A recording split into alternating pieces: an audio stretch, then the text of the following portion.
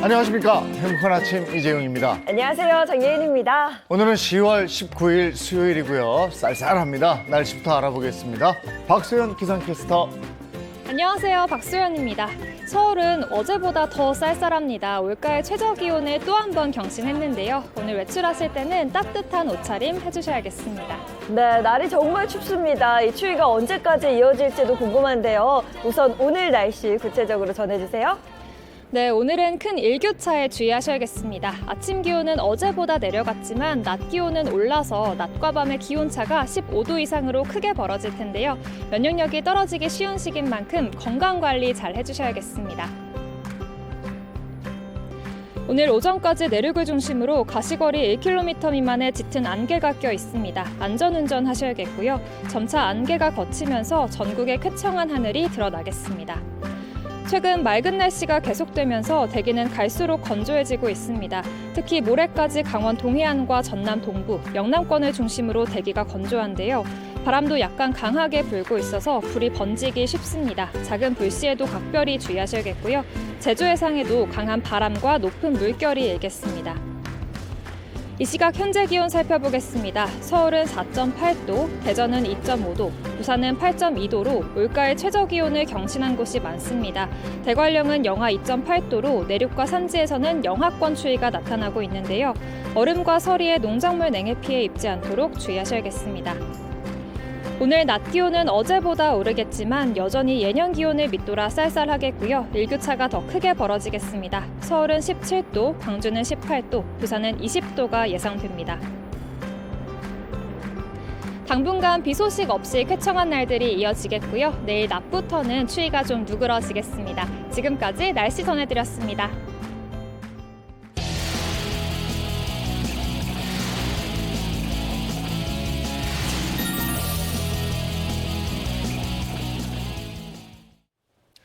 네, 화제 이슈를 발빠르게 전해드리는 모닝 브리핑 순서입니다. 김성환 시사평론가와 함께합니다. 어서 오세요. 네, 안녕하세요. 네, 첫 번째 이슈부터 전해주시죠. 네, 첫 번째 이슈는 지적장애 동창 때리고 돈 뜯은 20대들입니다. 지적장애가 있는 동갑내기 동창을 보름 이상 감금 폭행하고 돈을 뜯어낸 20대 한 명이 구속이 됐고요. 함께 범행을 한 2명은 일단 구속은 면하긴 했지만 불구속 상태로 재판을 받아야 하는 처지가 됐습니다. 한 명은 또 군에 입대를 했기 때문에 군 당국에 따라서 수사와 조사를 받을 예정이라고 합니다. 네, 동창 사이에 어떻게 이럴 수 있나 이런 생각이 드는데요. 구체적으로 어떤 사건인가요? 말씀드렸던 것처럼 가해자와 피해자는 고등학교 동창 사이라고 합니다. 그러니까 가해자들이 술을 마시자고 전화를 해서 불러냈다고 하는데요. 나가고 나니까 그 다음에 친구들이 동해시에 있는 다세대 주택이나 인천까지 끌고 다니면서 감금을 하고 모텔 같은 데 두면서 거기 안에서 이제 폭행을 했다고 합니다. 폭행하는 과정에서 돈을 뜯어냈는데요. 어떻게 했냐면은 가족과 지인들한테 지금 교통사고를 당해서 돈이 급전이 필요하다 이렇게 얘기를 해서 돈을 받아내도록 한 다음에 그 돈을 가로챘다고 하고요. 피해자 휴대전화로 소액 대출을 받아서 또 빼앗기도 했고요. 또 피해자 명의로 차량을 빌리거나 휴대전화를 구매를 하도록 한 다음에 그걸 다시 중고거래 사이트에 파는 이런 방법들로 친구를 괴롭혔다고 합니다. 이게 진짜 나쁜 인간들입니다. 네. 근데 피해자는 물론이고 가족들 충격도 컸을 텐데 피해자와 가족들은 어떤 지금 반응이에요? 피해자 가족은 얼마나 억장이 무너지겠습니까? 그럼요. 그러니까 피해자가 갈비뼈가 6대가 부러졌다 그래요. 그것 말고도 가혹행위를 당했다고 하는데요. 예를 들면 쇠파이프로 맞기까지 했고요. 그다음에 물고문을 당하는 일도 있었다고 합니다. 그러니까 돈을 뜯어내기 위해서는 뭐 전화해라, 뭐 해라 이러면서 이제 가혹행위를 했다고 하는 건데요. 그래서 외상후 스트레스 장애까지 지금 갖고 있는 상황이라고 하는데요. 네. 지금 그런데 이제 경찰의 초동 대응도 문제가 있었다 이런 지적도 나옵니다. 왜냐하면은 그러니까 피해자가 겨우 탈출해가지고 집에 오지 않았습니까? 네. 그래서 아버지하고 같이 경찰에 가서 신고를 네. 했다 그래요. 근데 2차례나 찾아갔지만 경찰이 제대로 수사를 하지 않았다. 아하. 이제 이런 지적이 있고요. 뒤늦게 언론 보도가 나오면서 경찰이 수사에 착수했다 이런 거고요. 또 둘째로는 이제 가해자가 4명이거든요. 네. 4명 중에 1명만 지금 구속영장이 발부가 됐어요. 1명은 군에 가 있으니까 그렇다 치더라도 2명은 이제 불구속 상태로 재판을 받아야 하거든요. 네.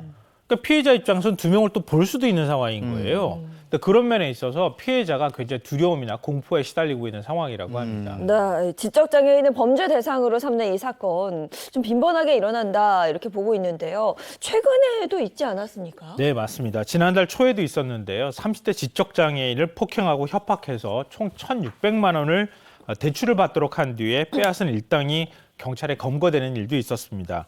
그러니까 일당 중 한 명이 인터넷 게임을 하면서 알게 된 피해자에게 잃어버린 아들 같다, 엄마라고 불러라, 이렇게 얘기를 하면서 접근을 했다고 하고요. 대전의 한 모텔로 유인해서 이 모텔에 또 폭행하고 감금하는 건 똑같은데요. 대출을 받도록 한 다음에 그 다음에 이제 그 300만 원 정도를 가로챘다고 하고요. 이것도 모자랐는지 대출을 더 받아라 이렇게 얘기를 하니까 이걸 또 거부하니까 근처 야산으로 끌고 가서 또 폭행을 하고 여기서 또 가해행위가 이뤄졌다고 합니다. 결국 1,800만 원을 이제 뜯어내는 이런 상황까지 가게 됐는데요. 피해자는 폭행을 당했으니까 전치 8조의 부상을 입었고요. 이 과정에서 굉장한 큰 고통을 받는 이런 일도 있었습니다. 네. 그러니까 이처럼 그러니까 장애가 있다는 이유로 또 특히 이제 지적 장애가 있는 경우에는 이런 식으로 불러내가지고 네. 폭행하고 돈을 뜯어내는 사례가 빈번하게 발생하고 있는 상황입니다. 이렇게 약자를 대상으로 한 범죄에 대해서는 더 엄벌이 필요할 것 같습니다. 이 가해자들은 정말 비겁한 인간들입니다. 네. 정말 엄벌에 처해야 될 것 같고요. 피해자가 신고를 하면 조치가 이루어져야죠. 그리고 그래서 피해자가 좀 안심을 할 수 있어야 되는데 피해자가 신고를 해놓고도 불안에 떠는 사회는 이거 옳지 않은 사회입니다. 그리고 네. 가해자들이 막 활개를 치는 사회, 이건 정말로 옳지 않습니다. 자, 다음 이슈 가겠습니다. 다음 이슈는 할매 입맛에 꽂힌 MZ세대입니다. 좀 분위기를 좀 바꿔서 말씀을 드려야 될 것 같은데요. 네. 할매니언이라고 들어보셨어요, 혹시? 네네. 알고 있죠. 어떤 거죠? 뭔가 MZ 세대들에게 뭐 레트로가 유행하거나 혹은 뭐 이렇게 할미넴이라고. 네, 맞아요. 그렇죠. 막 랩하고 이런 모습 좋아하는 근데 그걸 거. MZ 세대들은 새로운 거라고 생각하더라고요. 아. 그렇죠. 보통 예. 유행은 20년 만에, 한 40년 만에 돌아온다고 얘기하잖아요. 그러니까 제가 학교 다니거나 이럴 때 젊었을 때하고 비교하면은 그때 유행했던 게 지금 또 다시 유행하는 네. 이런 현상들이 나타나거든요. 그러니까 할매니얼이라고 하는 거는요. 할머니 취향이라고 생각하시면 됩니다. 근데 최근에 이 밀레니얼 세대들이 이 할매니얼에 꽂혔다고 합니다.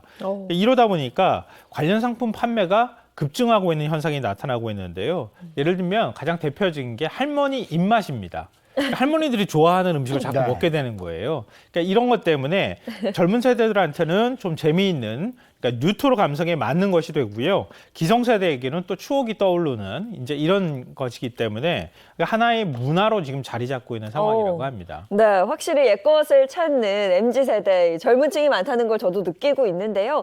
특히 음식에서는 어떤 게 제일 인기 있을까요? 할머니가 어렸을 때 우리 아이들 돌보실 때 그러잖아요. 그러니까 떡 하나 이렇게 막 주면서 네. 먹어라 이렇게 얘기하셨던 그게 이제 입맛이 되는 거잖아요. 그러니까 할머니 취향이 지금 세대의 어떤 취향이 된다는 얘기인데요. 한 소셜 마켓의 발표에 따르면은 지난 한 달 동안 떡이나 수정과 약과 등 전통 음식 판매가 지난해 같은 기간에 견져서 크게 늘었다고 하는데요.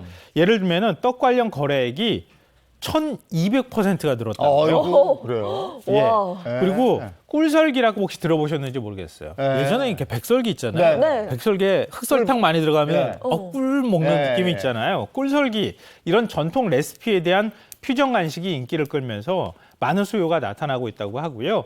또 대표적으로 화과자하고 뻥튀기, 누룽지 매출이 증가했고요. 오. 또 수정과 미숫가루, 두유 같은 그러니까 과거에 할머님들이 많이 드셨던 것 같은 이런 음료 판매량도 급증하고 있는 상황이라고 합니다. 저 우리 MZ세대 건강을 위해서도 아주 바람직한 현상인 것 같은데 근데 주류에도 이런 경향이 있다면서요? 우리가 주로 이제 시중에 판매되는 소주는 희석식 소주라고 예. 하잖아요. 예. 주정이라고 해서 만들어서 뭐 주정을 만드는 방법은 많은데 고구마 같은 것들로 만들기도 하고 그래요. 만든 거의 100% 원액에 가까운 알코올을 그냥 물하고 섞어요. 섞은 다음에 감미료를 넣어서 만드는 거거든요. 네. 그런데 전통식 소주가 지금 인기가 있습니다. 전통식 소주는 쌀을 발효해서 그걸 증류한 거거든요. 네. 그러니까 훨씬 더 사실은 좋죠. 독한데 근데 이거. 네, 독하지만 가격도 좀 비싸긴 하지만요. 그러니까 최근에 이런 젊은층 사이에서 전통식 소주를 즐겨하는 이런 문화가 생겨나고 있습니다. 특히 가수 박재범 씨가 청정쌀 토톰이라고 하는 것을 가지고 첨가물 없이 전통식 소주를 생산을 했는데요. 이게 7개월 만에 2만 병이 판매가 됐다고 와. 합니다. 또 과거에는 이제 막걸리 마시자 그러면 아유 무슨 막걸리를 마셔요 네. 이렇게 젊은 층에서 많이 얘기했는데요. 그래서 아재 술이라고도 불리는데 이 뉴트로 감성하고 같이 맞물리면서 힙한 이미지를 요즘에는 오히려 얻고 있다고 합니다. 그래서 국내 막걸리 시장이 2016년까지 한 3천억 원대 정도였거든요. 근데 지난해에는 5천억 원대까지 지금 성장한 상황이라고 합니다. 네, 최근 SNS에 핫한 할메니얼 간식이 또 있는데요.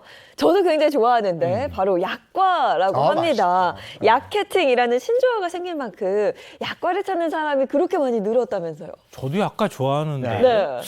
젊은 친구들은 잘 안 좋아했던 것 같은데 최근에 굉장히 좋아하는 것 네. 같아요. 그러니까 젊은이들이 약과를 맛있게 하는 집을 찾아간다고 하는데요. 그러니까 이걸 사 먹고 SNS에 후기에 올리면서 그러니까 또 다른 친구들이 가서 찾아가는 거예요. 네. 근데 자꾸 찾아가니까 어떻게 되겠어요? 입소문이 나겠죠? 네. 입소문이 나는 집에 가서 약과 사는 게 하늘의 별 따기보다 더 힘들다고 오호호. 합니다. 그러다 보니까 요즘에 줄 서는 사람들도 많이 늘어나고 있고요. 콘서트 티켓 끊기 어렵다고 하잖아요. 네. 뭐 그 요즘 세대들이 좋아하는 가수들 티켓팅하기 굉장히 어려운데요. 그래서 약과 사기가 티켓팅하는 것보다 어렵다. 그래서 약캐팅이라고 하는 신조어가 생겨났다고 합니다. 네, 아니 맛있죠 약과. 그럼요. 알고. 그리고 세대 차이가 나면 무슨 대화가 안 된다 이런 얘기 많이 하는데 이런 걸로 서로 소통하면 또 다른 음식으로도. 얘기도 할 수 있고 재밌을 것 같습니다. 알겠습니다. 다음 이슈 전해주시죠. 세 번째 이슈는 피 묻은 빵 SBC 불매운동 확산입니다. 네. 네. 많은 분들이 안타까워하시는 소식이 될 것 같은데요. 나흘 전에 평택의 SBC 계열 제빵 공장에서 한 노동자가 기계에 끼어서 숨지는 사고가 발생했습니다. 숨진 바로 다음 날 회사 측이 사고가 난 배합실에만 천으로 가려놓고 다른 기계들은 다시 재가동을 했다. 이래서 비난이 쏟아지고 있는 상황인데요. 산재 사고가 난 다음에도 이렇게 부적절한 대처를 한 회사 측에 대한 분노가 쏟아지고 있어서 이 분노가 SNS나 이런 것들을 타면서 불매운동으로 지금 확산하고 있는 상황입니다. 아, 정말 너무 안타까운 사고고 또 사건입니다. 사망한 A씨 어쩌다 그런 사고를 당하게 된 거예요? 사고가 난 곳은 SBC 계열 제빵 공장인데요. 제빵 공장 하면 샌드위치 같은 것들 요즘에 네. 많이 만드니까요. 네. 샌드위치를 소스를 배합하는 그런 기계에서 사고가 난 겁니다. 일종의 끼임 사고가 난 건데요. 아직 정확한 사고 원인 조사는 좀 필요한 상황이긴 하지만 어찌됐든 한 높이로 말하면은 한 가슴 높이 정도가 될 수 있을 것 네. 같아요. 이런 높이에 한 20kg 정도 소스통들이 굉장히 무겁다 그래요. 그거를 이렇게 집어넣는 과정들을 반복해야 된다고 합니다. 그걸 집어넣고 배합기를 들여다보고 이런 상황이 있어야 되는데 그런 과정에서 어찌됐든 간에 상반신이 빨려 들어갔다고 합니다. 네. 그런 이제 사고가 났는데 그 숨진 여성 노동자는 20대 초반의 나이예요. 그래서 대학 진학을 포기를 하고 고등학교 졸업해 곧바로 제빵 공장에 취업을 했다고 하는데 네. 남자친구의 말에 따르면은 언젠간 빵집을 차리겠다 네. 이런 꿈을 가지고 주로 야간 근무를 그렇게 많이 했다고 하는데요. 그 꿈을 포기하지 않고 실현하기 위해서 굉장히 열심히 노력을 했는데 네. 일하다가 이런 안타까운 사고를 당했다고 합니다. 그 현장 안전 조치 얘기가 계속 나오던데 어땠습니까? 그러니까 계속 이 부분이 좀 지적당하고 있는 상황인데요. 이 기계가 교반기라고 하는 거예요. 교반기가 뭐 일종의 이제 한 반원형 형태라고 생각하시면 되는데 앞쪽이 이렇게 뚫려 있을 거 네, 아니겠어요? 그 뚫려 있는 기계에 이렇게 소스라든가 이런 걸 붓고 막 이렇게 안에서 기계가 돌아가는 방식입니다. 근데 이런 기계의 경우에는 사람이 빨려 들어가거나 사고가 날 수 있잖아요. 그러니까 대개의 경우에는 이렇게 뚜껑을 설치한다고 해요. 예. 그러면 뚜껑을 열면 기계가 멈추는 거죠. 일종의 안전장치가 만들어지는 거 아닙니까? 그런데 이 공장에서 만든 기계에는 이 교반기에는 그런 장치가 없었다 아하. 그래요. 그러니까 안전장치가 없다고 하는 네. 부실한 문제가 있고요. 보통 이런 기계에는 인명사고가 발생할 수 있잖아요. 그러니까 그런 경우에는 2인 1조로 근무하게 돼 있습니다. 네. 그런데 사실상 2인 1조가 아니라 혼자서 근무한 것이랑 마찬가지다 이런 얘기가 나오는데요. 왜냐하면 당시에 회사 측에서는 2인 1조 근무를 시켰다. 이렇게 얘기를 하고 있는데 한 명은 다른 일을 계속 하기 위해서 왔다 갔다 해야 되는 상황이었다고 합니다. 2인 1조라고 하는 거는 사고가 만약에 발생했을 때 옆에서 정지를 할 수 있는 그런 상황이어야지 2인 1조라고 얘기할 수 있는 거 아니겠어요? 근데 회사 측에서는 단 9분만 자리를 비웠다 이렇게 얘기를 하고 있는데 노조 쪽이나 노동자들 얘기는 전혀 다릅니다. 애초부터 다른 일을 시키는 상황이었다 이렇게 얘기를 하고 있거든요. 네. 그러니까 안전장치도 없고 2인 1조 뭐 일종의 이제 근무 수칙도 지키지 않았다 이런 것 때문에 노동자가 이런 사고를 당할 수밖에 없는 상황이었다 이런 비판이 나옵니다. 직원 안전 문제를 뒷전으로 둔 거 이것도 굉장한 문제고 뿐만 아니라 많은 분들의 분노를 부른 게 A씨 사망 후에 사측의 대응 때문이었어요. 이건 제가 어떻게 설명드리기 참 그렇습니다. 네. 그러니까 그 숨진 노동자가 교반기에 끼인 거를 동료들이 꺼냈다 그래요. 그런데 그 사고가 난 교반기 보통 이렇게 산재 사고가 나면은 작업 중지 명령이 내려집니다. 네. 그런데 그 교반기가 있는 배합실만 흰천으로 가려놓고 그리고 다른 데서 작업을 또 했다 그래요. 네. 바로 다음 날부터. 네. 과연 그렇게 해야 되는 건가? 이런 것에 대한 분노의 목소리가 나오고 있고요. 뭐 노조 측에서도 이 부분을 제일 문제 삼고 있기도 합니다. 그리고 SPC 그룹은 계열사에서 이 중대 사고가 발생했음에도 불구하고 파리바게뜨 런던 매장을 오픈하면서 영국 시장에 진출했다 이런 사실을 대대적으로 홍보까지 했다고 합니다. SPC 같은 경우에는 그동안에 노사 갈등이 굉장히 심각한 곳이었거든요. 근데 그런 면에 있어서도 적절한 대응을 하지 않았다고 하는 부분들, 좀 곱지 않은 시선이 있는 상황에서 이런 산재 사고가 발생했고 사후 대응도 미흡하면서 결국 불매운동까지 번지는 이런 상황이 됐습니다. 이런 사고가 있어서는 안 되겠지만 네. 이런 사고가 났으면 난 다음에 사후 처리라도 깔끔하게 제대로 잘 했어야 되는데 네. 지금 얘기 들어보니까 어느 것 하나 제대로 돼 있는 게 없었네요. 식품을 제조하는 회사잖아요. 많은 제과 제품들을 생산하고 많은 분들이 찾아가는 회사니까 그럼요. 더더욱 더 그런 부분에 신경 썼어야 되는데 그런 점들에 미흡했다고 하는 그런 지적들은 피하기 어려워 보입니다. 예. 오늘 모닝 브리핑 여기까지 하겠습니다. 김성환 시사평론가와 함께했습니다. 고맙습니다. 네. 고맙습니다.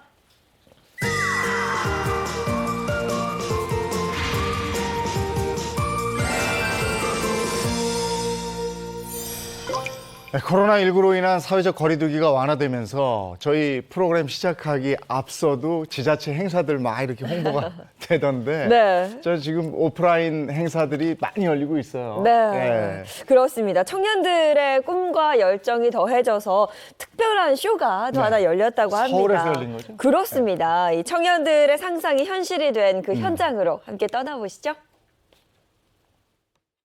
가을의 어느 날 저녁 꿈같이 화려한 패션쇼가 펼쳐졌는데요.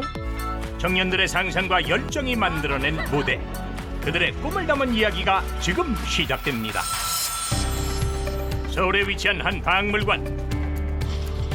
이른 아침부터 뭔가를 준비하느라 다들 바빠 보이는데요. 보기만 해도 화려한 조명에 종류도 다양한 수많은 카메라, 길게 뻗은 런웨이 무대까지.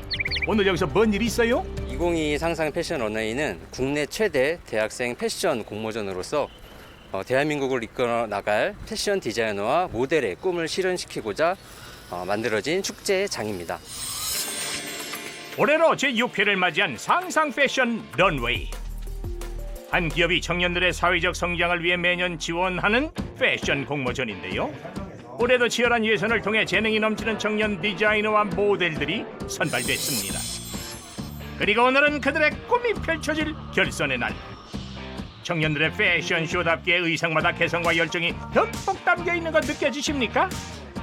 네, 의상을 만들고 저희가 상상한 게 또 현실이 되고 그걸 무대에 올리는 과정이 다른 공모전이랑은 다르잖아요. 저희가 만든 옷을 패션쇼로 올리기가 쉬운 게 아닌데 그거 관련해가지고 여러 도움도 많이 주시고 기회도 주신 거니까 너무 큰 자산이 됐습니다. 청년 디자이너들의 의상이 탄생되기까지 이분들의 도움도 컸다는데요. 이게 살짝 이 정도 나와줘야 돼. 잘 만들어졌어? 젊은 친구들을 이렇게 큰 중앙 무대 만들어주는 것도 중요하고 그들이 이제 곧 사회 나갈 친구들이거든요. 그리고 본인들이 한 디자인을 선생님들하고 직접 만들면서 거기에서 문제점, 힘든 거, 좋은 거 이렇게 배울 수 있는 기회가 상당히 좋죠.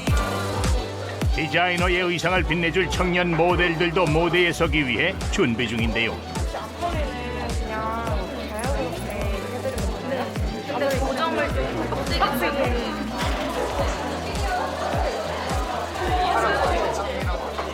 이번 제 목적 자체가 대학생들 위주로만 하는 거라서 저희 이제 지도받는 선생님들 제외하고는 패션, 모델, 메이크업, 헤어 전부 다 학생들이 자체적으로 한다고 보시면 돼요. 그렇게 준비를 마친 모델들도 결선 장소에 도착했습니다. 다시 만난 디자이너와 모델들. 반가워할 새도 없이 리허설 준비를 하느라 다들 정신없네요. 스타킹 바뀌었는데 망사로 바뀌어. 실제는 쉽지 않죠잉? 다른 팀 상황도 별반 다르지 않은 것 같은데요. 혹시 이상하면 뺄 거예요? 괜찮을 것 같기도 하고. 괜찮다. 야, 진짜 괜찮은데요? 다들 멋지다, 멋져. 저희 모델님이 돼요. 저희 준비는 모델분들 줄 설게요. 잠깐의 쉴 틈도 없이 본무대에 오르기 전 진행된 리허설. 더욱더 완벽한 무대를 완성하기 위해 마지막까지 꼼꼼히 체크를 하는데요. 리허설 무대는 어땠시오? 좀 몰랑게 같은 주제로 다양하게 해석하신 것 같아서 그게 좀 재밌는 것 같아요. 팀원들과 얘기도 하고 다른 학교들의 의상도 보면서 되게 많이 자극도 받고 좀 더 성장할 수 있는 기회였다고 생각합니다. 청년 참가자들의 마음을 잘 알기에 스태프들도 뒤에서 최선을 다합니다. 어느새 시간이 흘러 관객들이 입장을 준비 중인데요. 청년들의 결선 무대를 응원하기 위해 정말 많은 분들이 와주셨네요. 내가 여기서 좀 좋은 수상을 해서 앞으로 디자이너가 되는 길에 발판이 될 수 있었으면 참 좋겠습니다. 저도 모델하고 학교 생활을 동반 중인데 같이 하고 있는 게 쉽지 않거든요. 근데도 이렇게 열심히 하는 거 보고 다 대단하다고 생각하고 있습니다. 기다림 끝에 관객들도 입장! 오랜만에 열리는 오프라인 행사인 만큼 안전에도 신경을 쓴 모습인데요. 담요까지 챙겨주는 스태프들 세심하게도 준비하셨네요. 오프라인으로 오랜만에 진행되는 만큼 안전관리에 좀 더 많은 신경을 썼고요. 여기가 문화재나 박물관으로 지정돼 있는 만큼 좀 더 안전에 신경을 많이 쓴 편입니다. 그리고 잠시 후 어느새 관객들로 꽉 찬 상상 패션 런웨이 결선 무대. 참가자들의 분위기도 조금 전과는 사뭇 다른 것 같죠잉? 처음 무대라서 긴장되기도 하고 말할 수 없는 그런 감정들이 좀 있는 것 같아요. 연습 많이 했으니까 그냥 그대로 하면 돼요. 저희 나오면 거기 앞에 서 있어요. 맛있는 녀석들 화이팅! 상식세기 유팀 화이팅! 항상 패션 런웨이 와주신 드디어 결선의 막이 열렸습니다.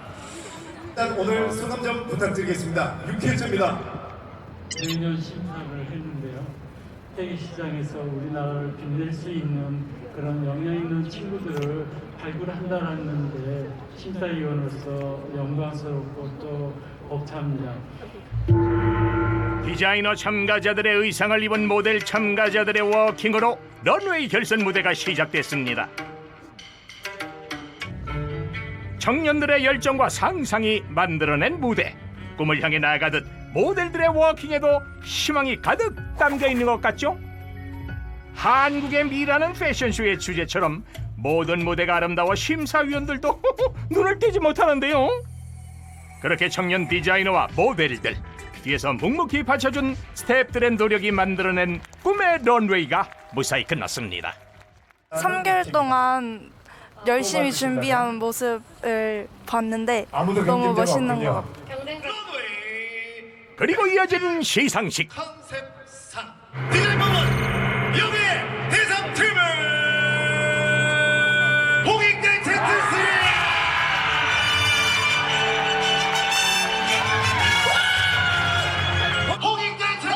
수상팀들이 결정됐지만 결과에 연연하지 않고 기쁨을 모두 함께 나누는 청년들입니다.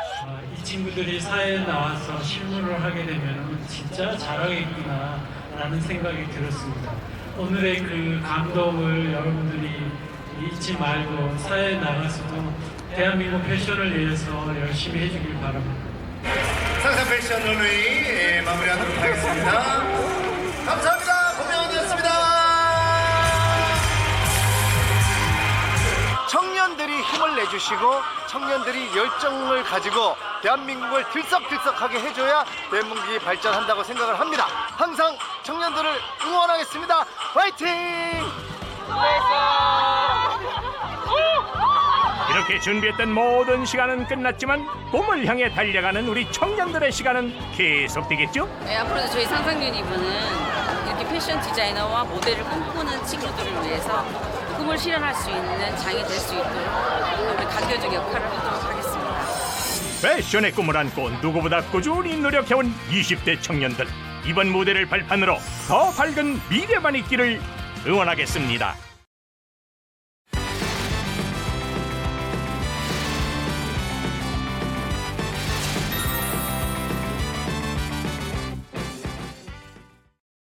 그대가 돌아서면 두 눈이 마주칠까 심장이 바운스 바운스 두근데 들릴까봐 겁나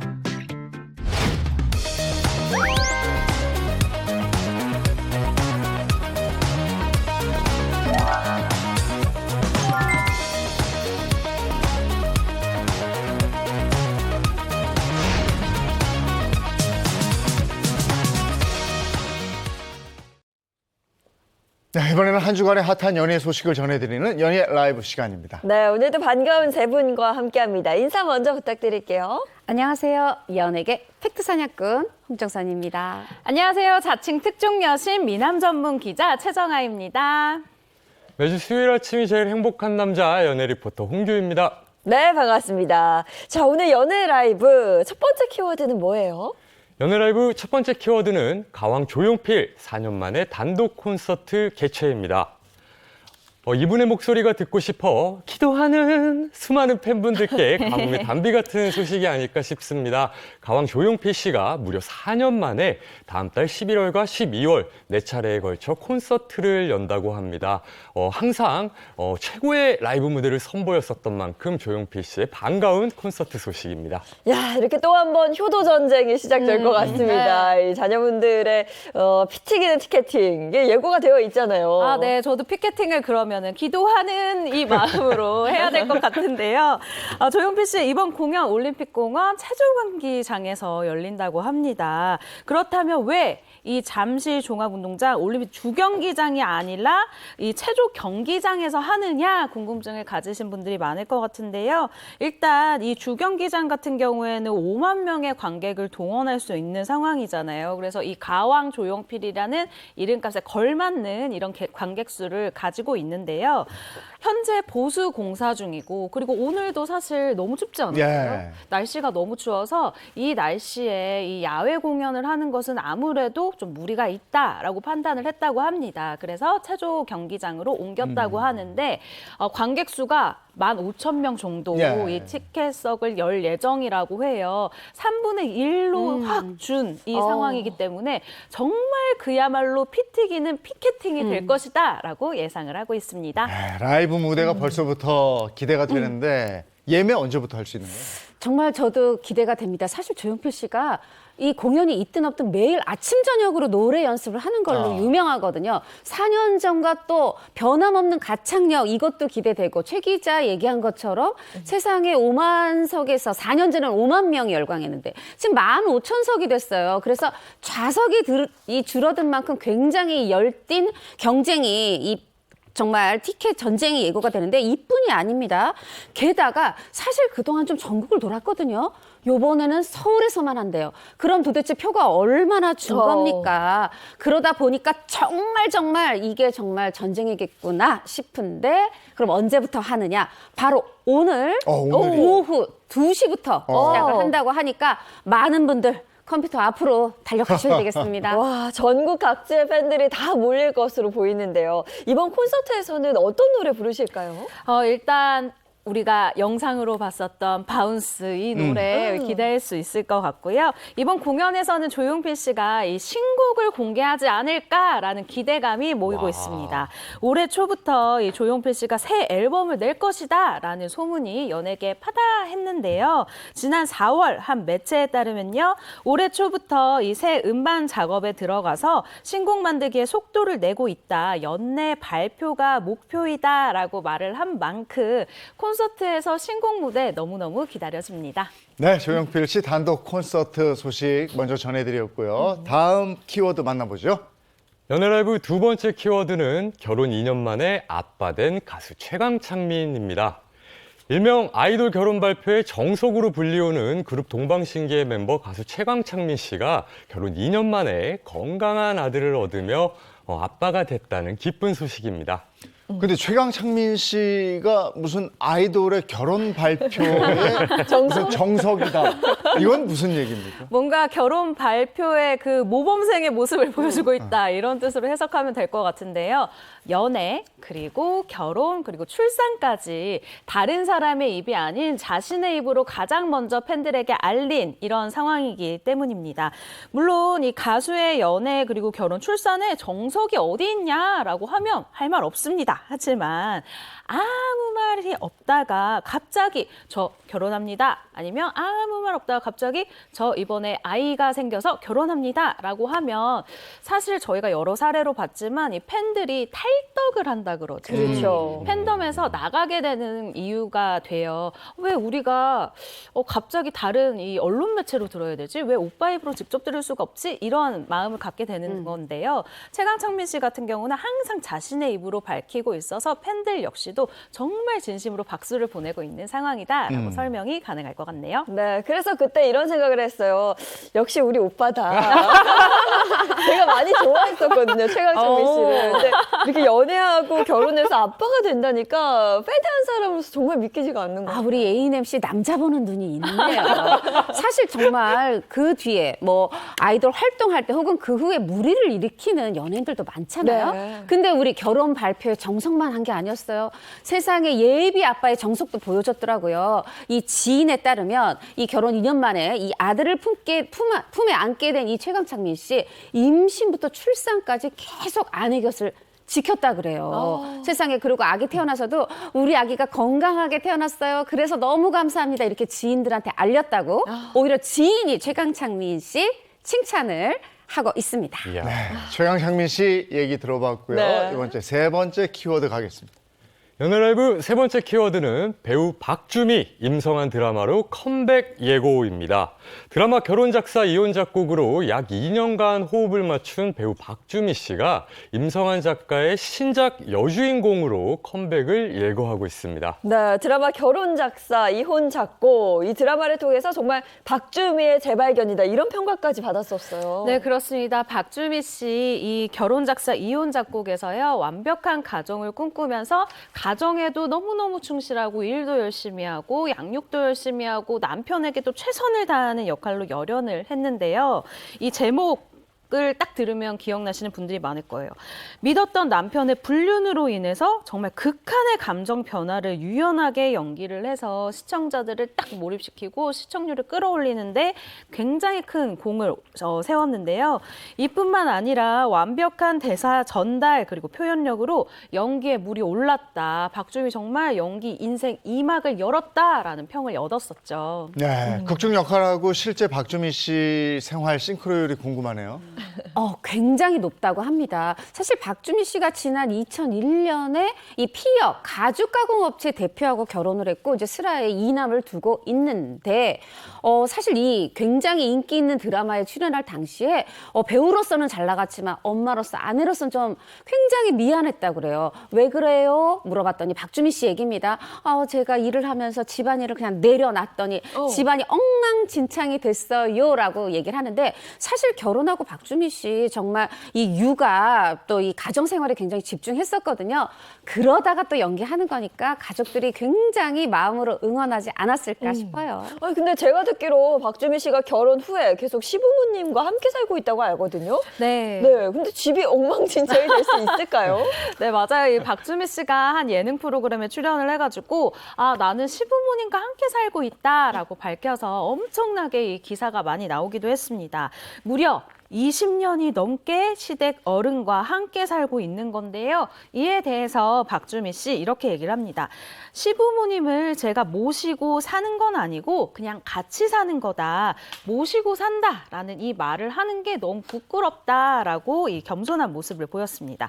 심지어 이 결혼 초기에는요. 이 시부모님들뿐만 아니라 시할머니 시부모님도 함께 살았다고 해서 정말 이 효심이 정말 대단한 분이구나라고 박수를 많이 받기도 했었죠. 요즘 진짜 보기 드물게 3대가 그렇죠. 처음에 시작은 4대가. 그렇죠. 대단한데요? 대단하죠. 그런데 박주미 씨도 더 대단해요.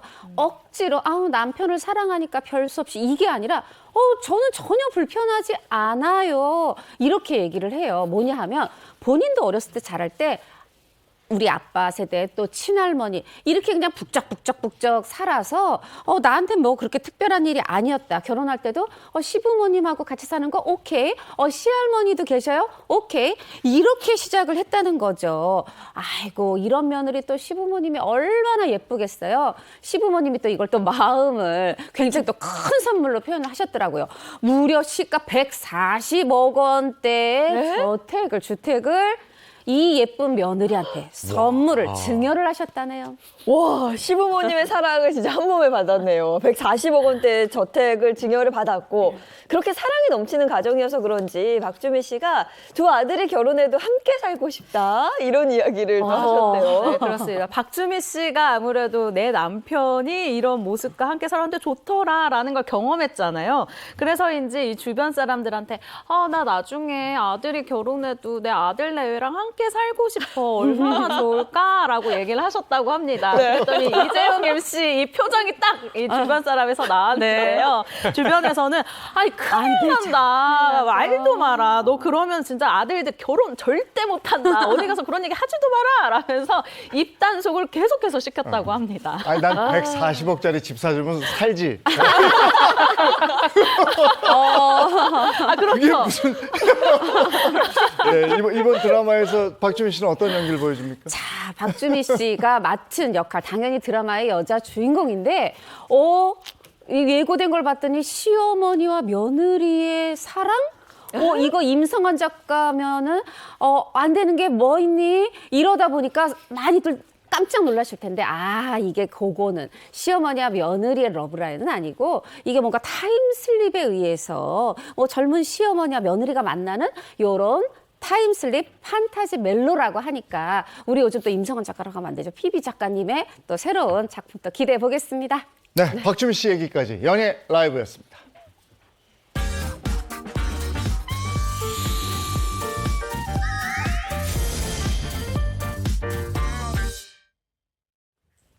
네, 대한민국 대표 스타들이 걸어온 길을 되돌아보는 스타 주민 시간입니다. 네, 홍규 씨 오늘 스타 주민 주제는 뭐예요? 네, 요즘 연예계는 각종 사건, 사고로 얼룩지고 있다고 과언이 아닐 것 같습니다.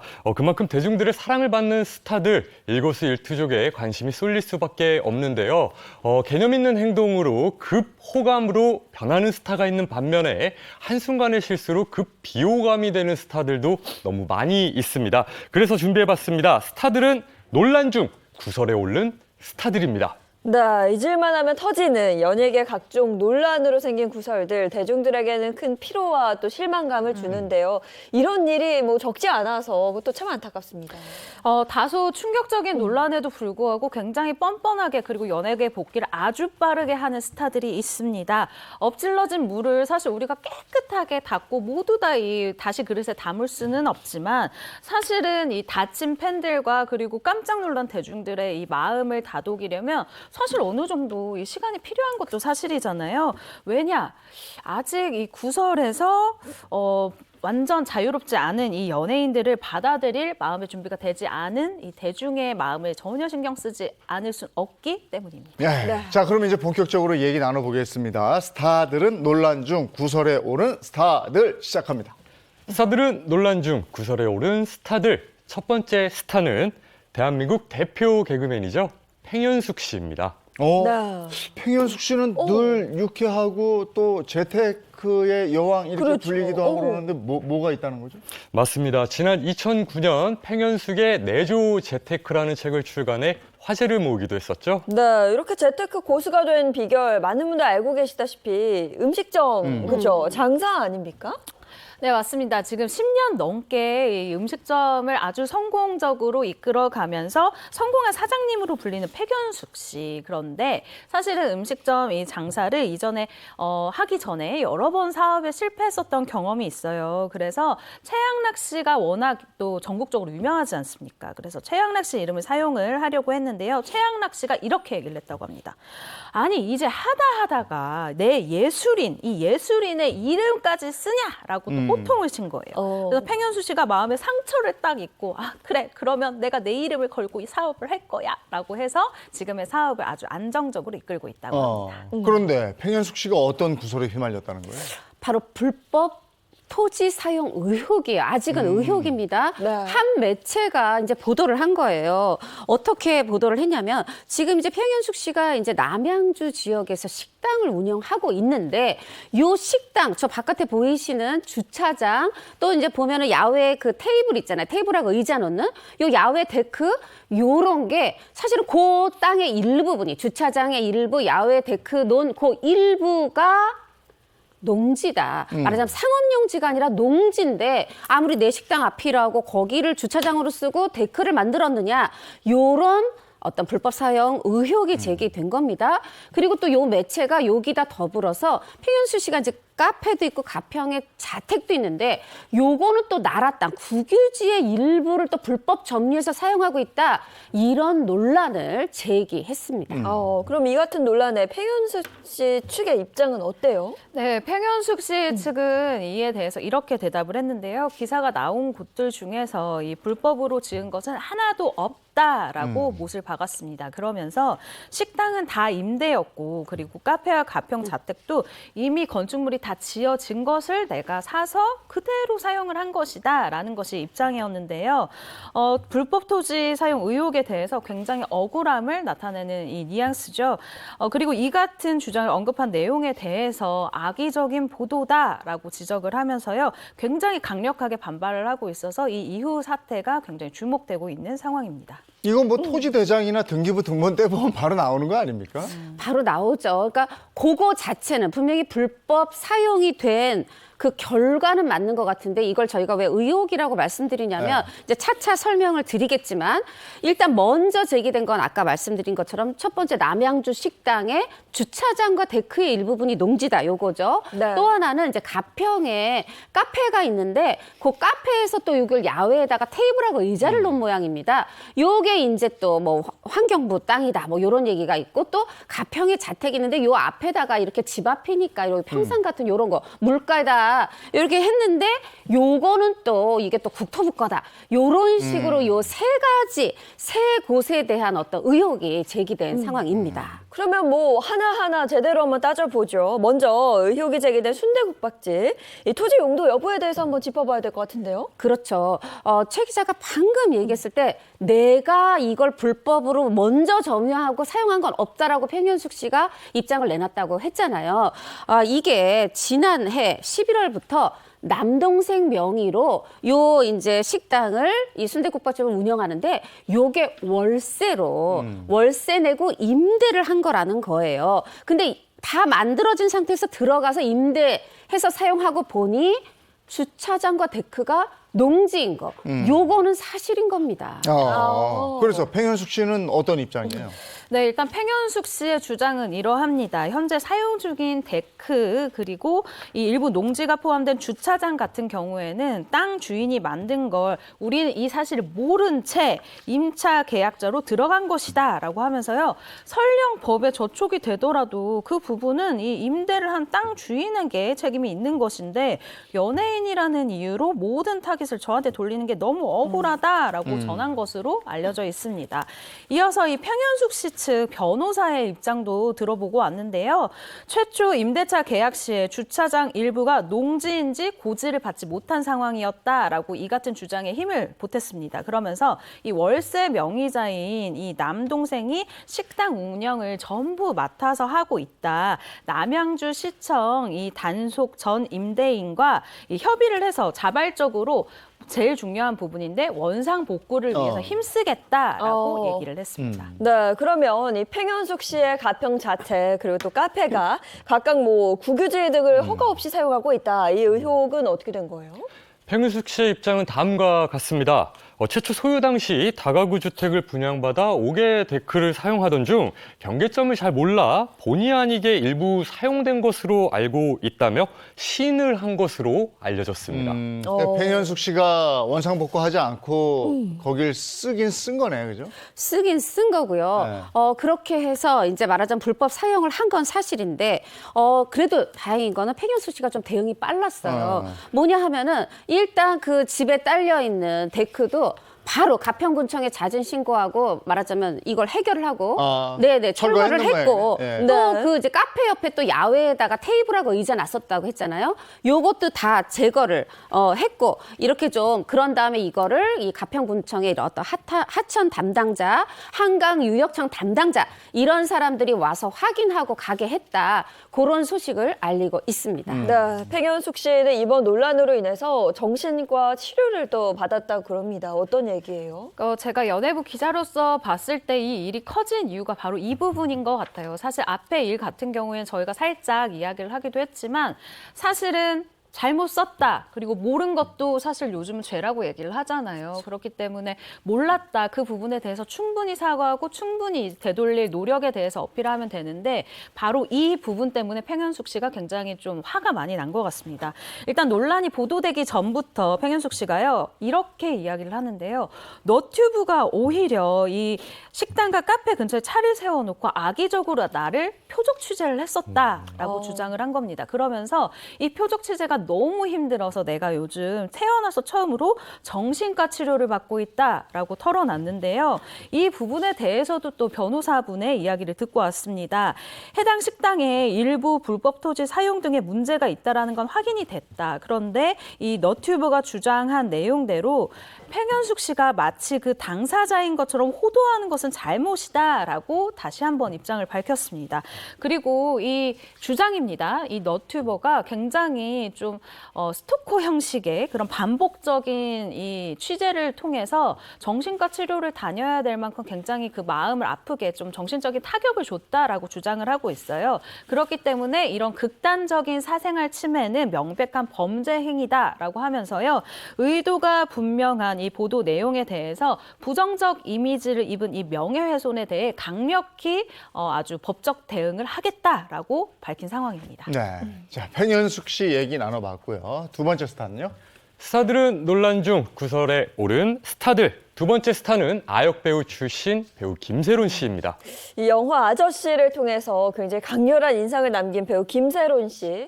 지난 5월이었죠. 음주운전 논란으로 팬들에게 굉장히 큰 실망감을 안겼습니다. 김세론 씨 소속사는 입장문을 통해 추후 경찰의 요청에 성실하게 임할 예정이라고 이렇게 공식 입장을 밝혔는데요. 하지만 어딘가 이상한 입장문인 것 같습니다. 경찰 조사에 성실하게 임하는 건 너무 당연한 일인데 사고의 당사자인 김세론 씨의 사과는 온데간데 없고 형식적인 공식 입장을 발표해서 팬들의 실망은 분노로 번져갔습니다. 근데 또 김세론 씨가 음주운전 당시 한 행동이 뒤늦게 밝혀지면서 또 이게 논란이 되고 있다는데 뭐 어떤 행동을 했는데 그래요? 네, 지난 5월이었죠. 이 김세론 씨가 음주운전 혐의로 경찰에 입건이 됐는데 그때 왜 그런 음주운전이 발각이 됐냐 하면 다수의 시민이 길에서 봤더니 차가 지그재그로 막 이렇게 정신없이 막 가는 거예요. 하면서 다 저 보시는 것처럼 신고를 여러분이 한 거예요. 그렇게 해서 사고 현장에서 도주하던 김세론 씨를 경찰이 붙잡은 겁니다. 그래가지고 붙잡았으니까 이 음주 측정기, 음주 감지기로 1차 검사를 했죠. 그때 양성이 나왔어요. 그러니까 이제 그 다음에는 정확하게 혈중 알코올 농도 측정을 하려고 했는데 김세론 씨가 잠깐만요. 저 이거 안 하고요. 저 체열 검사 하겠어요. 이렇게 얘기한 거예요. 물론 체열 검사를 하겠다는 건 국민의 시민의 선택일 수 있는데 이게 연예인의 행동이다 보니까 또 이게 눈총을 받았어요. 왜냐? 한간에 체열을 하는 게 어떤 음주, 혈중 알코올 농도 측정에 유리하다 이런 설이 있어요. 왜 그러냐면 당장 뭐 이런 어떤 당장 측정 이거보다 그 이제 전문적인 사람들이 와서 하든 본인이 가서 하든 이런 체열할 때까지의 시간이 걸리니까 그 시간을 벌어서 뭔가 처벌을 감형하려는 꼼수가 아니냐 요런 의혹의 눈초리를 받았던 겁니다. 정말 그랬을까요? 제가 알기로는 또 체열 검사가 더 정확하다 이렇게도 더 오른다는 들었는데. 얘기도 있고. 맞아요. 정확하죠. 어떤 생각이었을까요? 네, 맞습니다. 소속사에서 일단 밝힌 내용은 더 정확한 이 결과를 받기 위해서 체열 검사를 신청했다라고 밝혔는데요. 전문가들 역시 말씀해 주신 것처럼 체열 검사 결과가 더 정확하다라고 입을 모으고 있습니다. 그 이유에 대해서 호흡 측정 같은 경우에는 이 혈액 속의 알코올 수치가 폐를 이제 거치고 나오면서 이 대기 중에 공기와 만나서 이 농도가 더 떨어질 수가 있다라고 하는데요. 사실 뭐 체열 같은 경우는 그런 요소가 전혀 없지 않습니까? 그래서 더 정확하다라고 합니다. 그런데 여기서 더 문제가 생겼습니다. 김세론 씨요, 정말 만만치였어요. 만만치였는데 네. 김세론 씨의 이 혈중 알코올 농도가 무려 0.2% 가까이 나온 거예요. 이게 면허 취소 기준의 2.5배가 넘습니다. 그래서 제가 만만치라고 얘기를 하는 게 전혀 오버가 아닌 상황이죠. 근데 지금 아까 화면을 보니까 어디 들이받던데 그러면 거기 그 주변 시민들도 많이 불편했겠는데. 물론 사람이 아닌 건 너무 다행이지만 들이받은 게 변압기였거든요. 네. 변압기가 뭡니까? 압력을 변환해서 이제 말하자면 굵게 크게 전기가 오다가 이제 상가라든가 주택에다가 이제 압력을 바꿔서 전기를 넣어주는 거잖아요. 이거를 들이받아서 한 4시간 이상 이 정전이 되면서 일대 혼란에 빠졌는데 자, 정전으로 인한 피해 하나씩 생각해 볼게요. 전기 안 들어오니까 이때가 오전 8시 한참 출근 시간인데 교통신호등이 없어요. 이게 빨간불 파란불이 켜지지 않으니까 완전 정체되고 교통 혼란 왔죠. 거기다 보행신호등 빨간불 파란불도 켜지지 않아요. 시민들은 출근해야 되는데 어머 저기 내 버스 가는데 이걸 언제 뭐 건너야 될지 이런 여기다 또 심각한 게 있습니다. 주변에 상가가 수십 곳이 있었는데 여기 전기가 나갔어요. 냉장고가 또 그런. 그렇죠. 물론 아침이니까 뭐 이게 불 없어도 어떻게 밥 먹을 수 있을지 모르지만 아침 먹는 시민들도 출근길에 많잖아요. 그러나 전기, 뭐 냉장고를 비롯해서 전기, 뭐 하다못해 뭘 음료를 갈려고 해도 전기 필요한 데가 많잖아요. 영업에 지장을 줬어요. 그럼 또 어떻게 먹었다고 해요. 카드를 긁어야 돼. 누가 요즘 현금 들고 다닙니까? 카드 결제가 또 되지 않은 거예요. 이런 식의 온 혼란이 4시간 반, 5시간이 지속됐다고 하니까 정말 너무나 많은 이루 셀 수 없는 시민들에게 불편을 끼쳤습니다. 이게 또 그러네. 그러니까 한두 개가 아니잖아요. 김세론 씨의 이 음주운전으로 인해서 애꿎은 시민들 또 자영업자들이 큰 피해를 받게 된 건데요. 피해에 대한 보상도 잘 해야죠. 그렇죠. 이 김세론 씨가 운전 중에 이 지상 변압기를 들이받으면서 앞서 얘기가 나왔지만 주변 상점이 아주 난리가 났습니다. 57곳의 전기가 다 끊긴 거예요. 하지만 이 음주운전 사고가 일어난 지 5개월이 지난 지금도 아직도 이 피해 보상이 마무리가 되지 못한 상황입니다. 왜냐? 김세론 씨 사실 좀 빨리 나서긴 했어요. 이 자신의 보상으로 피해를 입은 건물 그리고 상가를 찾아서 대부분이 보상을 마친 상황인데요. 딱 한 곳과 이견 차이가 있는 거예요. 그래서 이 부분에 대해서 합의가 되지 못해서 한 곳과 아직도 합의를 협의하고 있다라고 밝혔습니다. 시간이 좀 지났는데 그것도 빨리 합의를 해야 될 텐데 그 이견이 좁혀지지 않는 모양이죠. 네, 맞습니다. 음주운전 사고로 인한 구체적인 피해 보상 금액은 밝혀지지 않았는데요. 소속사 측은 김세론 씨가 최대한 피해 상인의 요구를 반영해 보상하려고 노력했다라고 밝혔습니다. 근데 아직도 보상금 합의가 되지 않은 것에 대해서는 김세론이 하루 매출액과 정신적 피해 등을 고려해 보상금을 책정했으나 상점 한 곳이 수용하기 어려운 금액을 계속 요구하고 있어 합의에 이르지 못했다라고 입장을 밝혔습니다. 네, 그리고 뿐만 아니라 김세론 씨가 이렇게 피해를 보상해야 될 부분 더 남아있다고 들었습니다. 네, 바로 김세론 씨가 음주운전으로 파손한 이 변압기의 비용인데요. 개인이 일으킨 사고잖아요. 거기다가 음주 사고잖아요. 그렇기 때문에 김세론 씨가 직접 이 피해를 다 보상을 해야 되는 상황에 처했습니다. 한정 관계자에게 물어봤습니다. 그랬더니 관계자가 이렇게 얘기를 했는데요. 김세론 씨 측이 먼저 또 연락을 했대요. 그래서 이건 어떻게 뭐 됐냐, 얼마 정도 나왔냐, 뭐 이런 이야기를 했는데 이때 보험 처리를 하겠다라고 소속사 측에서 얘기를 한 거죠. 그래서 이 한정 관계자에게 이 변압기 교체 비용을 물었더니 약 2천만 원 정도가 든다라고 이야기를 했습니다. 근데 보험으로 변압기 교체까지 되나? 그러니까. 이런 건 안 될 것 같은데. 어쨌든 저 김세론 씨 음주운전도 그렇고 요즘 연예계 음주운전 얘기가 왜 이렇게 많이 들려요? 그렇죠. 뭐 신혜성 씨도 있었죠. 곽도원 씨도 있었죠. 또 미스코리아 뭐 래퍼에서 올해 들어서만 음주운전으로 입건된 게 무려 9번이에요. 네. 9건인데 이거에 대해서 뭐 건수가 많은 이거에 대해서 왜 대중이 화가 나냐면 사실 이 음주운전이라는 건 자칫 타인의 생명을 앗을 수 있는 잠재적 살인 행위다. 이런 인식이 굉장히 공감을 얻으면서 굉장히 이거에 대한 그 눈총이 따갑거든요. 그런데 이렇게 반복돼 그것도 대중이 다 지켜보는 연예인이 이러다 보니까 대중은 실망하고 분노하고 비판하고 이럴 수밖에 없는 상황입니다. 네, 하지만 더 큰 문제는 음주운전에 대해서 대중들은 매우 엄격하게 보고 있음에도 불구하고 활동 제한은 그렇게 딱히 크지 않은 것 같습니다. 네, 그렇습니다. 2019년도에 한 조사에서요, 성인 남녀 504명을 대상으로 이 설문조사를 했습니다. 범죄 전과자의 방송 퇴출에 대한 인식 조사였었는데요. 이 조사에서 무려 78.3%가 방송 퇴출에 찬성을 한다. 방송 얼굴 안 보고 싶다라고 대답을 한 겁니다. 그런데 말씀 주신 것처럼 이 현행 방송법에서는요, 이 전과가 있는 이들의 방송 출연을 법적으로 금지할 수 있는 조항이 전혀 없어요. 그래서 이 각각의 방송국에서 이 내부 규정 그리고 심의를 통해서 일정 기간 동안 이 사람은 우리 방송국에 출입시키지 마라고 얘기를 할 수밖에 없는 상황입니다.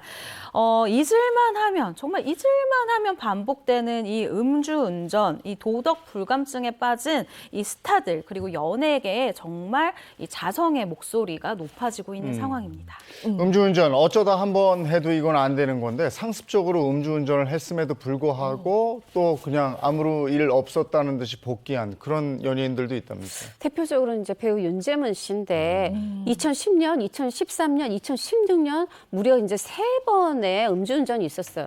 근데 가만 생각해 보면 윤재문 씨 언제 쉬었지? 2010년부터 13년 사이 첫 번째와 두 번째 음주운전 사이에도 뭐 굉장히 작품이 많았고 그 이후에도 오히려 작품 공개가 없었던 해를 꼽기가 어려울 정도로 주르륵 출연장 목록이 이어졌어요. 특히나 무려 3번째 때는 사실 그전 2번은 벌금형이었지만 3번째 때는 징역 8개월의 집행유예 2년 그리고 준법 운전 이 수강 40시간 이수를 명령받으면서 말하자면 실형을 받은 거거든요. 근데 실형을 받고도 바로 그 뒤에 또 하필 본인이 주연한 영화 아빠와 딸이라는 영화의 제작 보고회가 있었는데 이때 참석을 했고 그 뒤에 또 이제 언론 인터뷰도 했어요. 그러면 사실 이미 만들어진 영화고 이게 제작비 여러 가지 스태프가 피해 볼 수 없어서 개봉을 하는 상황이면 정말 자숙하는 모습을 보여야 되잖아요. 네. 그런데 언론 인터뷰 때 이 삼청로에 있었던 이 인터뷰 장소에 술에 취해서 왔어요. 왔는데 지각을 했어요. 기자들이 화가 났겠죠. 그랬더니 뭐라 그래. 다 그만두라 그래. 기사가 뭐라고 쓰라 그래. 무리를 빚으면서. 그래요? 네, 이런 일도 있었습니다. 네. 이런 게 이제 드라마 같은 경우는 시청자가 무료로 봐야 되니까 나오지 마. 이럴 수 있는데 영화는 상대적으로 관객이 이제 영화 티켓을 내고 사니까 이 이제 뭐 배우가 나오는 거 싫으시면 안 보려면 보지 않을 수 있는 선택권이 있다. 약간 요거 때문에 좀 영화 출연 요런 부분이 열려있는 요거를 믿고 이렇게 자꾸 상습, 불법 운전, 음주운전 정말 안 됩니다. 절대 안 되죠. 그리고 윤재문 씨 같은 경우도 보니까 언제 휴식기가 있었지 싶을 정도로 계속해서 꾸준히 작품 활동을 했잖아요. 이렇게 무리를 일으킨 연예인들의 빠른 복귀는 이게 어떻게 가능한 건지 그것도 궁금하네요. 실제로 음주운전을 했었던 이 스타들의 복귀, 특히나 영화 영화 쪽을 보면요. 굉장히 빨라요. 빠르면 1년 안에도 복귀하는 경우가 많은데 윤재문 씨도 저는 그런 케이스라고 생각을 합니다. 그런데 제가 여기서 소신 발언을 하자면 영화계 사실은 좀 더 그 깊은 고민이 필요한 것 같아요. 드라마 같은 경우는 찍고 바로바로 이 매주 피드백이 오기 때문에 이렇게 논란이 있는 스타를 쓰는 게 굉장히 어렵습니다. 그런데 영화 관계자들, 특히나 감독들 그리고 이 제작사 측에서 이 정도 페이에 이 정도 연기력에 이 정도 인지도를 가지고 있으면 조연 정도는 괜찮지 않을까라고 이런 불감증에 빠지신 분들이 굉장히 많은 것 같아요. 사실 영화를 볼 때마다 저도 리뷰를 쓰는 입장에서 굉장히 순간순간 불쾌한 상황들이 많거든요. 제가 느끼는 걸 관객들도 분명히 느낄 거다라고 생각이 들고요. 그리고 이 영화 촬영장으로 복귀가 가능한 이유를 우리가 한번 따져보자고요. 무엇 때문일까? 일단 왜 이 영화를 촬영하는 기간이라는 게 있잖아요. 음주운전을 하더라도 1년 안에 그냥 내가 영화 촬영을 해놓고 뭐 개봉은 내가 결정하는 게 아니니까. 개봉은 사실 후반 작업까지 끝내려면은 기본적으로 촬영 후에 1년 정도 이제 뭐 여러 가지 작업 후에 개봉이 되니까 그 이후에는 어느 정도 좀 시간이 지나지 않을까라는 좀 희망이 있는 것 같습니다. 그리고 여론을 잠재우기도 주연이 아니면 아무래도 좀 그냥 유야무야 지나가는 경우가 영화 쪽은 굉장히 많아요. 이쯤 되면은 음주운전을 한 배우들이 특히나 굉장히 이 복귀를 하는 수순이 영화가 아닐까라는 생각도 드는 부분입니다. 캐스팅을 하는 사람들의 인식도 문제가 있다. 네, 맞습니다. 그렇죠. 이런 지적이 있어요. 근데 아마 그 동네가 다 형 동생으로 얽혀 있어가지고 그런 경우도 많이 있을 것 같습니다. 근데 이번에 또 윤재문 씨는 드라마하고 영화 모두 출연한다면서요? 아니 그러니까 영화도 아니고 다음 달 방영되는 드라마 재벌집 막내 애들이도 나오고 또 독립영화지만 또 우수라는 작품도 또 공개가 예정이 돼 있어요. 저는 정말 결국 선택은 대중이 할 거고 시청자가 할 텐데 이런 대중을 관객을 시험되게 오르게 하는 것도 조금은 신중해질 필요가 있다 싶습니다. 네, 알겠습니다. 윤재문 씨 이야기까지 살펴봤고요. 이어서 다음 스타 전해주시죠. 스타들은 논란 중 구설에 오른 스타들. 세 번째 스타는 뷰티의 아이콘으로 불리며 2030 여성들의 워너비로 불렸던 방송인 김정민 씨입니다. 김정민 씨 뷰티 아이콘으로 굉장히 많은 활동을 보여줬었는데 정말 한동안 볼 수가 없었어요. 네, 맞아요. 이 김정민 씨가 5년 전 이 사랑 때문에 논란의 중심에 서게 되면서 공백기를 보내게 됐었는데요. 저도 이 당시쯤에서 김정민 씨와 함께 프로그램을 하고 있었기 때문에 이 당시 상황이 굉장히 좀 안타깝게 기억에 남아 있습니다. 김정민 씨가 얽혀 있는 이 사건, 바로 전 남자친구와의 소송 사건이었는데요. 김정민 씨가 당시 논란에 대해서 정말 용기를 내서 직접 한 방송에 출연해 이야기를 언급한 바가 있습니다. 이 영상 함께 준비해 봤는데요. 금쪽 상담소라는 프로그램이에요. 너무 유명하죠? 함께 보시죠. 다 솔직하게 얘기하자면 이제 제가 먼저 고소를 했거든요. 고소장 접수하고 제가 법원에 가지도 않았는데 이게 어떻게 알려졌는지 기사가 나니까 너무 이게 대비가 안 돼 있었던 거예요. 되게 어떤 수치심 같은 거를 느끼게 되는 것 같아요. 막 돈 보고 남자를 만난 것 같은 그런 부분들도 있고. 근데 정민아, 엄마한테만 얘기해봐. 네가 진짜 10억을 썼어? 이러시는데 순간 그래도 이만큼 쥐고 있던 전투력이 그냥 사라지는 느낌이었어요. 두 사람은 어떻게 처음 만난 거예요? 네, 김정민 씨는 당시 방송을 같이 했던 한 선배를 통해 전 남자친구를 소개받았고요. 2013년 7월부터 2014년 12월까지 약 1년 반 정도를 교제했다고 합니다.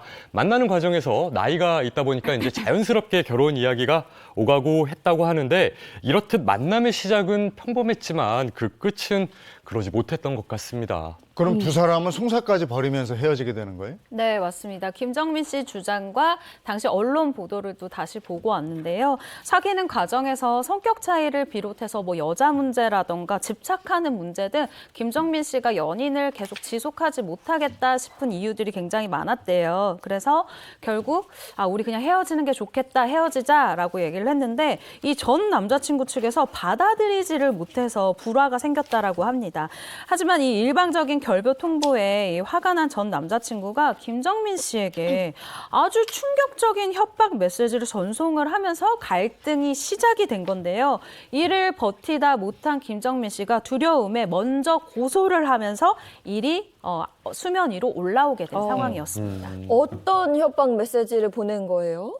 요 협박 메시지만 봐도 10억 원 아니네. 뭐 그런 거가 명확해지는데 바로 1억 원을 돌려달라. 이런 이제 메시지를 받은 겁니다. 그런데 김정민 씨에 따르면 그럼 그 1억 원이 뭐냐? 사실 이제 두 사람이 좀 멀리 살았다고 그래요. 그래서 좀 가까이 살려고 이 남자친구 당시의 남자친구 근처로 이사를 오게 됐는데 그 이사 비용 또 월세 데이트하다 보면 뭐 마시고 뭐 먹고 뭐 이러잖아요. 그런 데이트 비용 또 선물 준 거 요런 거 다 합해서 1억 원을 내놔. 뭐 안 그러면 뭐 하겠어. 이렇게 협박 메시지를 받았다고 하네요. 그러니까 실제로 네. 1억 원의 돈을 받은 게 아니고 그동안의 경비 자체가 1억이니까 그걸 내놔라 뭐 이렇게 된 거예요? 네, 그렇습니다. 그 김정민 씨가 올해 이 방송에 출연해서요. 그 당시에는 그 금액 자체가 이해가 안 돼서 거절을 했다라는 거예요. 이걸 내가 왜 줘야 되지? 라는 생각이 드는 거죠. 그때부터 상대가 협박을 하기 시작하고 또 본인이 아무래도 얼굴이 많이 알려진 이 여자 연예인이잖아요. 그래서 이런 부분들로 좀 협박을 당하게 됐다라고 이 토로를 했습니다. 당시 김정민 씨가 전 남자친구의 협박 문자에 겁을 먹고요. 또 보냈어요, 돈을. 1억 6천만 원 가량을 또 보냈다고 하는데 또 이뿐만 아니라 사귀면서 받았던 선물들 얼마나 지긋지긋하겠습니다. 그것도 한 10여 차례에 걸쳐서 다 보이는 족족 다 보냈었다고 해요. 그런데 이 김정민 씨 아무래도 이 관계 자체가 법의 도움 없이는 도저히 벗어날 수 없겠다라는 판단을 내리고 그간 있었던 증거들을 다 모아서 검찰에 제출을 하게 됐다고 하고요. 그렇게 협박한 전 남자친구를 공갈 및 공갈 미수 혐의로 고소를 하게 되면서 이런 일이 좀 더 많이 알려지게 됐죠. 그럼 이 같은 주장에 또 입장에 남자친구의 자신의 생각 또 입장도 있었을 것 같은데요. 내가 진짜 그 돈 돌려받으려는 게 아니라 나는 그냥 진심 어린 사과를 받고 싶었다. 사귀다가 이제 헤어져도 사과를 받고 싶었던 모양입니다. 그런데 김정민 씨가 오히려 먼저 형사 고소를 하니까 내가 화가 나가지고 별 수 없이 그 돈을 받은 거다. 그런데 사실 나는 이 돈을 바로 돌려줬다. 그리고 검찰에 제가 돌려줬습니다. 얘기를 했다. 본인은 돈의 목적이 있지 않았다. 이렇게 얘기를 하는데 여자 입장에서 생각해보면 사생활 영상을 뭐 공개하겠다 이러면서 돈 달라고 하는데 사실 주지 않을 수 없죠. 송사가 있었는데 그러면 재판 결과는 어떻게 됐습니까? 네, 김정민 씨가 전 연인을 이 공갈 미수 혐의로 고소를 했는데요. 2017년 7월 초에 이 혐의가 인정이 된다라고 하면서 불구속 기소가 됐습니다. 그리고 다음 해인 2018년도 5월이었죠. 김정민 씨의 전 남자친구가 SNS를 통해서 김정민 씨에게 상처를 주게 된 점을 진심으로 사과한다라고 공개 사과를 하기도 했었어요. 그간 제기해온 또 민형사상 소송을 모두 취하를 하겠다라고 밝혔는데요.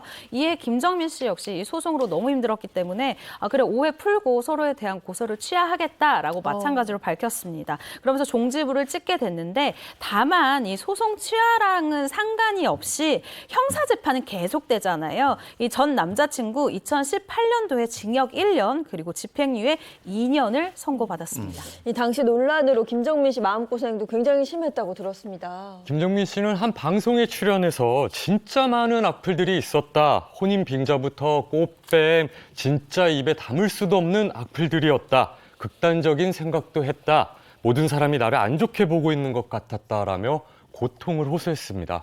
네. 김정민 씨는 지금 방송 활동은 어떻게 되고 있죠? 사실 거의 못했죠. 그게 한 5년 된 것 같아요. 사실 이제 처음에 이 사건이 알려지고는 뭐 내가 뭐 연애를 그래 잘못한 죄에 대해서 그냥 이거 내가 감수해야지 이게 죄인가? 이렇게 정도 생각을 했는데 사실 이렇게 모든 프로그램에서 하차하고 방송 출연이 어려울 것까지는 생각을 못했다 그래요. 그런데 그래 재판 결과 나오면 달라지겠지 생각을 했는데 재판 결과가 생각보다 더디 나오고 나오죠. 그러면서 이제 김정민 씨는 본인이 가졌던 호감 이미지 이런 게 다 망가지고 그러면서 아, 내가 정말 이러다 복귀가 어렵겠구나 이제 그런 마음의 포기까지 하게 됐고 그러는 이제 마음고생 끝에 무죄로 재판이 마무리가 됐어요. 그랬지만 어느덧 5년의 시간은 훌쩍 지나 있었던 거죠. 네. 어쨌든 근데 스타들은 논란에 오르면 꽤 오래 가긴 하겠어요. 그죠? 네, 맞습니다. 일단 사실 저희가 앞서 이 이야기했었던 것들을 좀 분리를 하는 부분이 필요할 것 같아요. 정말 가해자인지 이 잘못을 한 그 주체인지 혹은 피해자인지를 이 구별을 해서 네. 논란을 겪더라도 우리가 좀 더 응원을 보내줘야 할 사람과 좀 더 반성을 해야 된다라고 말할 사람을 네. 좀 더 구별하는 이런 의식을 가지는 것도 굉장히 중요할 것 같습니다. 알겠습니다. 오늘은 스타들은 논란 중 구설에 오른 스타들이라는 주제로 얘기 나눠봤습니다. 고맙습니다. 고맙습니다. 아니 매일매일 쌀쌀해지는 것 같아요. 네. 어제보다 오늘이 더 쌀쌀하다고. 그렇죠. 서울은 어제보다 더 춥다 네. 그러고 이 추위가 내일 낮까지는 이어진다고 하니까 오늘도 두툼한 패딩 챙기시면 도움이 되겠습니다. 좋은 하루 보내시고요. 저희는 내일 아침 7시 30분에 돌아올게요. 행복한 아침, 행복한 하루 되십시오. 고맙습니다. 고맙습니다.